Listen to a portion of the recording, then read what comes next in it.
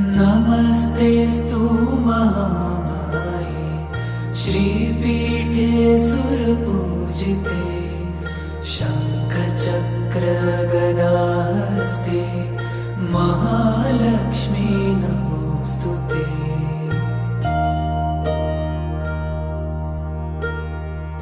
नमस्ते गरुडारूढे कोलासुरभयङ्करी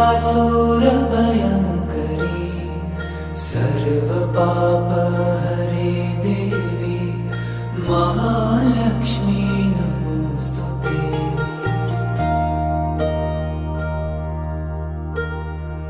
सर्वज्ञे सर्ववरदे सर्व